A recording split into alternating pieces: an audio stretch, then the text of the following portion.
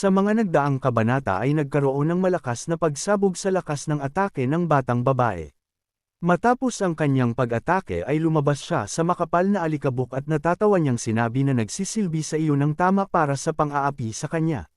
Ngunit napatigil naman siya nang magsalita ang ating bida habang sarap na sarap sa kanyang inihaw na manok na isang Turkey King at may mataas na protina. Kaya ang batang babae nang marinig ang ating bida ay agad na napalingon sa kanyang likuran. Nagulat siya nang makita niyang kinakain na nito ang inihaw na manok. Sinabihan din siya ni Zhuang Shishan na wala nang natira dito. Hindi naman makapaniwala ang batang babae na nawala na sa kanyang mga kamay ang inihaw na manok. Kaya naging seryoso ang batang babae at kanyang pinagbintangan si Zhong Shishan na isang magnanakaw. Mabilis din siyang umatake sa ating bida na may pambihirang lakas, sa kabutihang palad ay naiwasan ito ng ating bida. Galit namang nagsaad ang ating bida na kung paano siya naging isang magnanakaw. Seryoso namang sumagot ang batang babae na ang bagay na nasa kanyang mga kamay ay natural lamang na sa kanya. Matapos niyang magsalita ay sunod-sunod siyang nagpakawala ng kanyang malalakas na atake na nagagawa namang iwasan ng ating bida. Ngunit napaisip siya dahil sa ang lakas ng batang babae ay hindi basta-basta. Dahil ang isang pagsuntok lang ay nasesira ang bundok at nadudurog ang mga bato. Naiinis namang nagsaad ang batang babae na kung tanging pagtago lamang ba ang alam ng ating bida.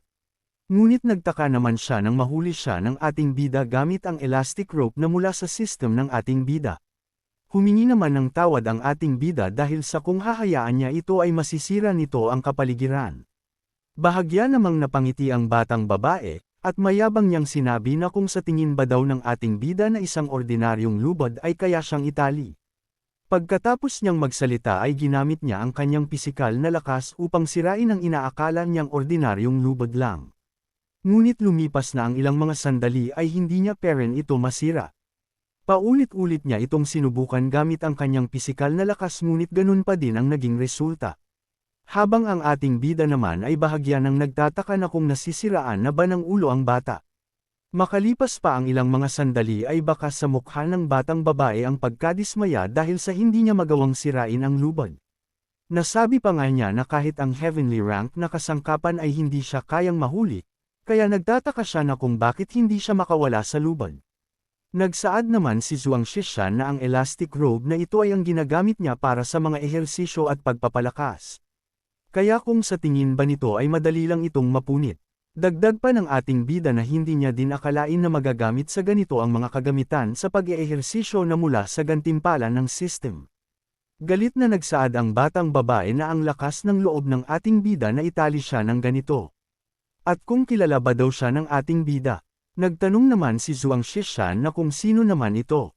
Napaisip naman ng ating bida na kung may kakaiba kayang background ang batang babaeng ito. Napangisi naman ng palihim ang batang babae nang makita niya ang reaksyon ng ating bida.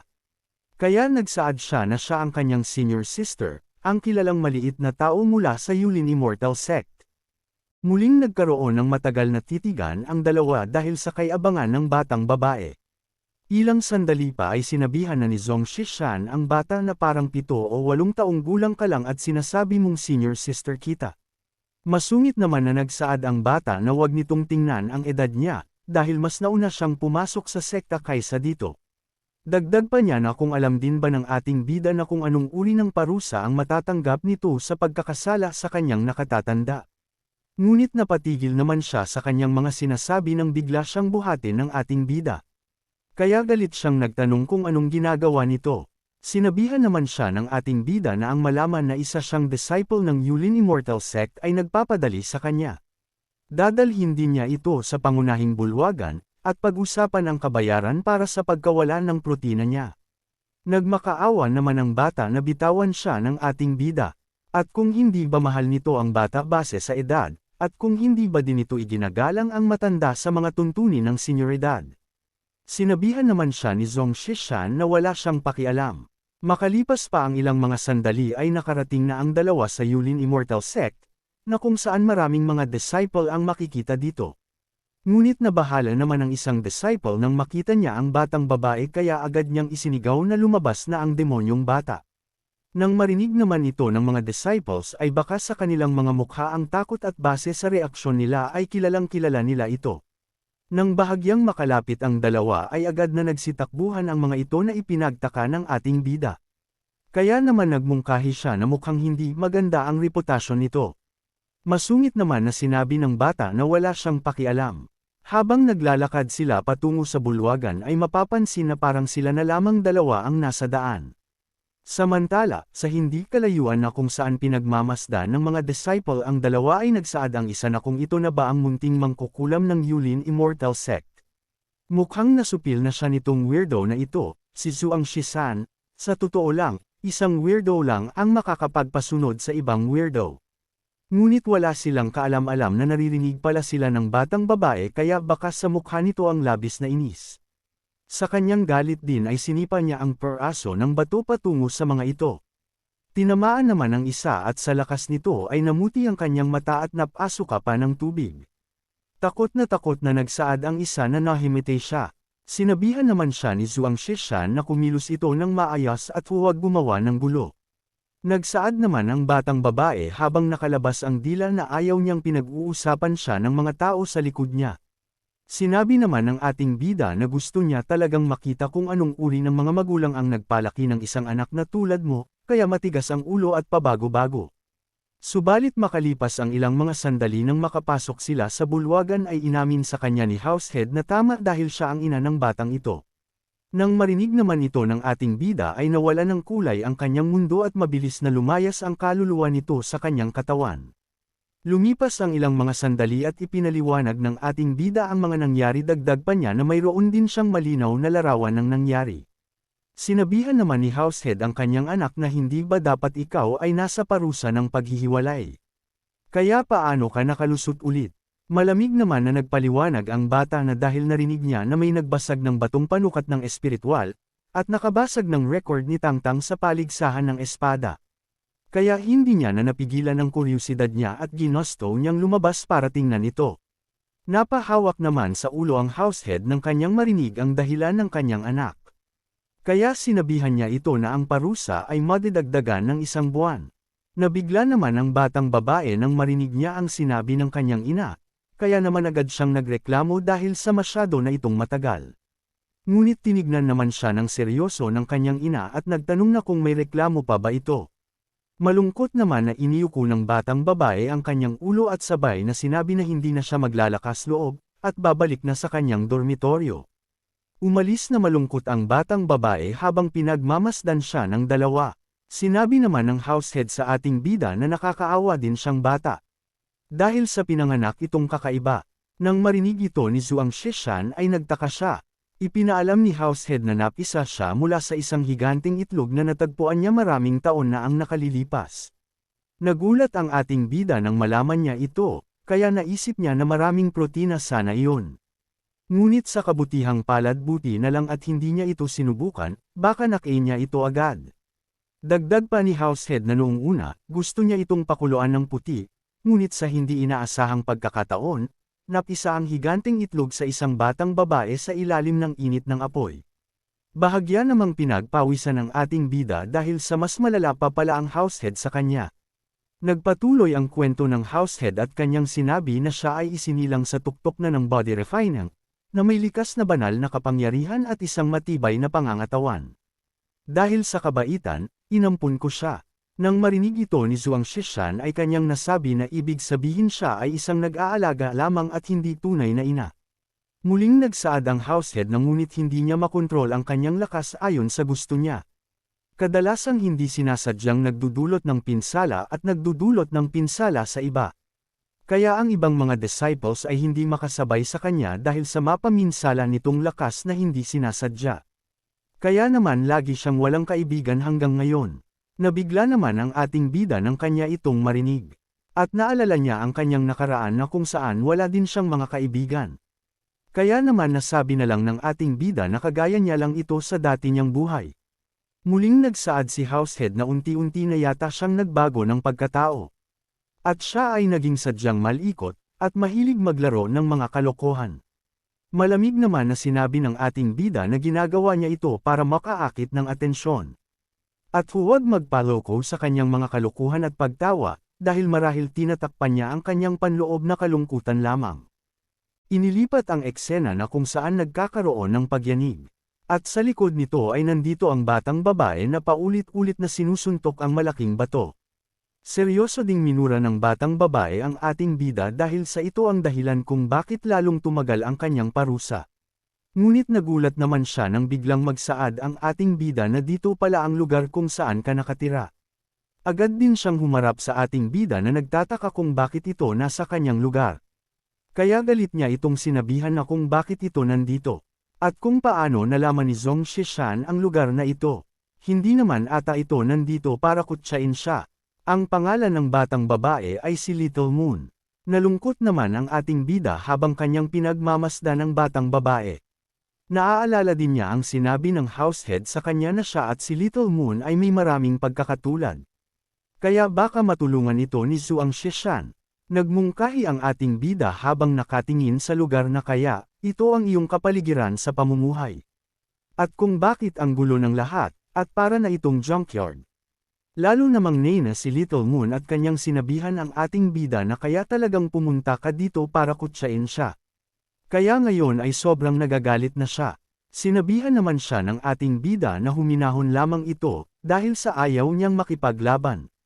Dagdag pa niya na masyado kang nag-e-enjoy sa mga kalokohan, at kung tama din siya ay gusto lang nitong maakit ang atensyon ng iba. Sa sinabi ng ating bida ay nagulat si Little Moon sinyales na tama ang sinabi ng ating bida. Sa kaibuturan mo, gusto mo noon pa ng kaibigan, pero dahil sa pangangatawan mo, ikaw ay nahiwalay sa iba. Ngunit sa loob-loob ng ating bida ay nasasaktan din ito sa kanyang mga sinasabi dahil hindi mapagkakailang katulad niya ito sa nakaraan niyang buhay. Natahimik si Little Moon sa mga salita ng ating bida na parang sumiksik sa kanyang dibdib. Agad din siyang tumalikod upang hindi siya makita ng ating bida na umiiyak. Habang umiiyak din siya ay kanyang tinanong ang ating bida na kung sino ang nagsabi nito. Habang may luha sa kanyang mga mata ay inulit niya ang kanyang tanong na kung sino ang nagsabing wala siyang kaibigan. Ipinakita niya ang kanyang kaibigan sa ating bida na pinangalanan niyang number 11. Hindi pa natapos si Little Moon at ipinakilala pa niya ang number 12. Sa loob-loob ng ating bida ay kanyang nasabi na hindi ba ito ay mga figure ng putik na hinulma mula sa lupa at mga bato. Dagdag pa niya na mukhang may sakit ang batang ito. Masungit din niyang sinabihan ang ating bida na kung paano nasasabi ng ating bida ang kanyang mga sinabi kanina patungkol sa kanya. Dagdag pa niya na ilang araw na din niya itong pinagmamasdan, na namumuhay ng malayo at hindi nakikipag-ugnayan sa mga tao. Sarkastiko din niyang sinabihan ang ating bida na alam niyang wala din itong kaibigan. Nagulantang naman ang ating bida dahil parang bumaliktad ang sitwasyon. Sinagot din niya ito na kung sino naman ang nagsabing wala siyang kaibigan. Inilabas niya ang kanyang unang kaibigan na pinangalanan niyang Taigan. At ang pangalawa naman ay pinangalanan niyang Daswang. Higit sa lahat ang ikatlo na ginamit niya kanina na nakita na ni Little Moon, na tinatawag din niyang Zigo. Sa mga ipinakilala ng ating bida ay malala ang naging reaksyon ni Little Moon. Muling nagsaad ang ating bida na ito ang kanyang mga kasama na pinagpawisan at sinunog ang kanilang kabataan sa kanya. Bakas naman sa mukha ni Little Moon ang labis na pag-aalala kay Zhuang Shishan dahil napagtanto niyang mas malala pa pala ang kalagayan nito kaysa sa kanya. Makalipas ang ilang mga sandali ay naglabas na ang ating bida ng isang teknik. At kanyang itong iniabot kay Little Moon at sabay na sinabing para ito sa kanya. Nagulat naman si Little Moon sa ginawa ng ating bida at wala siyang ideya kung bakit siya binibigyan nito ng teknik. Nang makita naman ng ating bida ang reaksyon ni Little Moon ay sinabihan niya ito.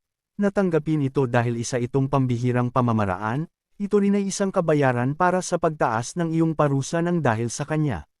Sa sinabi ng ating bida ay tinanggap niya na ito. Bahagya din siyang nagulat nang makita niya ang pangalan ng teknik. Ngunit habang binabasa niya ito ay nasira ang kanyang mukha at kanyang sinabi na napakapangit na font nito, kaya tinanong niya ang ating bida na kung siya ba ang nag-transcribe nito. Sinabihan naman siya ng ating bida na kung bakit parang nakakadiri ang mukha nito. Sinabihan din niya si Little Moon na kung alam ba nito kung gaano kahalaga ang sulat kamay na copy ang ito.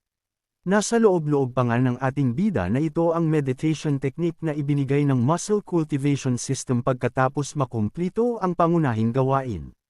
Nagsaad ang ating bida na nakikita niya na kahit mayroon itong mahusay na lakas, ay nahihirapan pa din ito na kontrolin ito ng malaya, lalo na kapag mataas ang emosyon mo, at dahil ito sa sobrang tense ng kalamnan mo. Sa ngayon, ang kailangan mo ay hindi lakas ng pagsasanay. Sa halip, kailangan mong matutunan kung paano mag-relax. Bukod pa rito, ang Shiva meditation technique ay makabuluhang nakakatulong sa pag-regulate ng mga function ng katawan, pagpapahinga ng mga kalamnan, at pagbutihin ang kalooban. Bago din siya mawala sa paningin ni Little Moon ay sinabihan niya ito na maglaan ng oras para pag-isipan ito. At aalis na siya ngayon.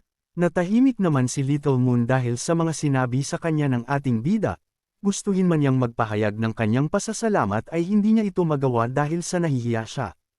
Dahil nakarating ka na sa part na ito ay inaanyayahan kita na pindutin ang like at mag-subscribe at i-on ang notification bell. At kung gusto mo naman na suportahan ng matindi ang bidang hangal na ito ay maaari mo ding pindutin ang super thanks sa ibaba para mas lalong ganahan ang hangal na ito. Maraming salamat mga bida. Sa kabilang banda, na kung saan pinagmamasdan ng isang hangal ang larawan ng ating bida kasama si Little Moon. Nasabi pa nga niya na ito ay tungkol sa kanya kani-kanina lang. Ang bagong estudyanteng ito na nagngangalang Zhuang Shisan ay nakakaakit ng maraming atensyon kamakailan. Kinumpirma naman ito ni Jiang na siya yun. Gumamit din siya ng ilang baluktot na paraan para manalo rin sa paligsahan. At ang gumawa sa kanya ng kasalukuyan niyang sitwasyon. Pasiga din na nagsaad si Montefaros na hindi pa naghihilom ang sugat sa huling tunggalian, kaya sana ay maitaguyod ni Brother Liao ang hustisya para sa kanya. Nagmungkahi naman si Liao na huwag mag-alala, ang isang bagong dating na may labis na atensyon, ay kailangang malaman ang kanyang lugar. Makalipas din ang araw na iyon na kung saan maraming mga disciples ang gustong subukan ang kanilang swerte sa Origin Stones. Nagtataka ang ibang disciples na kung sino ang mga nagbebenta na ito. Lahat sila ay mga bagong mukha. Dagdag pa ng isa na sila ay mga palaboy na mga ngalakal, minsan ang tarangkahan ng bundok ay nagpapahintulot sa kanila na makipagkalakalan sa koridor. Nagsaad ang isa na kung susubukan ba nila ang kanilang swerte. Sinabihan naman siya ng kanyang kasama na kalimutan mo na ito, dahil ang mga ngalakal na ito ng Origin Stone ay isang beses lang nagnenegosyo. Kaya kung na-scam ka, kanino ka naman hihingi ng paliwanag? Ngunit napatigil naman sila nang biglang may nagsalita na may isang taong nagbid ng isang middle-grade crystal source. Nagulat naman ang isa ng kanya itong marinig kaya naman tinignan niya ito kung sino. Ipinaliwanag din niya na ang mga mapagkukunang kristal ay naglalaman ng espiritual na enerhiya at ang pangunahing mapagkukunan ng cultivation para sa mga cultivator, ginagamit din bilang universal na pera ang spirit stone. At batay din sa nilalamang espiritual na enerhiya, ang mga mapagkukunang kristal ay nahahati sa mababa, gitna, mataas, at pinakamataas na grado. Kaya ang lagalag na kalakal ng merchant na ito ay talagang may kasamang middle grade crystal source. At sino naman ang maswerteng lalaking ito? Sa mga punto namang ito ay naiinis na ang ating bida dahil sa nakakuha na naman siya ng atensyon na ayaw niya. Habang si Xu Yingying naman ay masayang ipinakita ang medium-grade crystal source. Nasabi pa nga niya na ang mga kristal ng ganitong kalibre ay bihira sa Westland. Habang ang mga ngalakal naman ay naiinis sa ating bida, nasa loob-loob pa nga niya na paano naging maswerte ang lalaking ito. Sa 100 low-grade spirit stones lang, nakakuha siya ng buong middle-grade crystal source. Ang ating bida naman ay hindi na makagalaw sa kanyang kinatatayuan sa labis na inis. Napaisip din siya na kung bakit napakaraming tao sa lugar na ito. Ito ay makaakit ng masyadong maraming pansin ngayon. Dagdag pa niya na kung hindi dahil sa mandatory task ng system, sino kaya ang pupunta sa ganitong mataong lugar. Pero kalimutan na ito, dahil isa sa mga kinakailangan para sa pag-upgrade ng system ay 1,000 medium-grade crystal sources, kaya't isaalang-alang niya na lang ito bilang pagkolekta. Ngunit napukaw naman ang kanyang pansin nang biglang may isang pumuri sa kanya. Nasabi pa nga niya na hindi niya inaasahan na si Zhuang Shisan ay naging aktibo sa inner sect nitong mga nakaraang araw, at upang magkaroon din ng ilang kaalaman sa pamamaraan ng pagtukoy ng Origin Stone. Kaya ang nakikita ay ang paniniwala. At ako si Liao Cheng, ay dumating upang magbigay ng aking paggalang. Nagtaka naman ang ating bida sa Liao Cheng na ito kaya kanyang nasabi na kung meron bang ganyang tao sa mga bagong estudyante. Nagsaad naman si Xu Yingying na kung anong ginagawa niya dito. Sinabihan din niya ang ating bida na hindi siya bagong estudyante, ngunit nagsasanay sa Yulin Immortal Sect sa loob ng maraming taon, isang senior mula sa klase ng Chanze. Ikinagulat naman ito ng ating bida. Muling nagsaad si Liao Cheng na mayroon siyang isang kaibigan dito na may ilang kaalaman sa pamamaraan ng pagtukoy ng pinagmulan. At gusto niyang makipagpalitan ng mga payo sa iyo. Agad naman na nagpakilala ito na siya ay si Fang Chanshua. Napansin niya lang na napakahusay ng iyong origin detecting technique, kaya pumunta siya dito para humingi ng payo. Ang ating bida naman na nagulat ay kanyang nasabi na kung ano ang origin detecting technique. Dahil sa hindi niya ito maintindihan. Nagsaad naman si Chanshua na nagbibiro si Brother Zong, kaya bilang tanda ng kanyang katapatan, nais niyang ipakita sa ating bida ang kanyang kaunting husay. Agad siyang naglakad upang maghanap ng Source Stone. Makalipas lang ang ilang mga sandali ay nakahanap na ito ng Source Stone. Kaya naman agad niya itong hinawakan upang kumpirmahin. Nang mahawakan niya ito ay naramdaman niya ang enerhiya sa loob. Kaya naman kanya na itong kinuha at kanyang ipinaalam sa mga ngalakal na kukunin niya ang peraso ng Origin Stone. Pagkatapos ay agad niya itong ginamitan ng kanyang pamamaraan upang makita ang loob. Nang matanggal ang ilang nakapatong ay bungad ang isang high-grade crystal source. Namangha naman si Xu Yingying nang makita niya ang makinang na crystal source. Na kahit ang ating bida ay kanya na lang nasabi na isa itong nangungunang kristal na pinagmulan. Binuksan niya ang isang high-grade crystal source sa isang pagsubok lang. Dagdag pa niya na kung bakit ang ganda ng paningin ng taong ito. O baka naman siya ay isang source appraisal master. Ngunit mas nagulat siya nang biglang lumitaw ang kanyang system. Mas lalong ikinagulat naman ang ating bida ito dahil sa nagbigay ng babala ang system, na isa na lamang ang natitirang top-grade crystal source sa mga origin stone, kaya dapat ay samantalahin ang pagkakataong ito ng host. Lumapit naman si Liao Cheng sa ating bida at nagmungkahi ito na kung anong masasabi ni Zong Shishan. At kung maglakas loob ba itong tanggapin ang hamon na ito.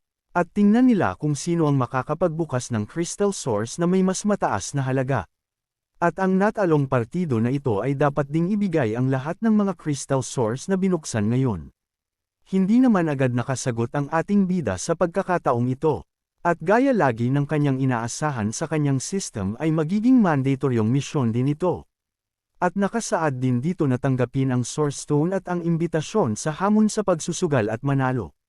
Naging seryoso naman ang ating bida at kanyang sinabi na kung sino ang takot sa kanino man.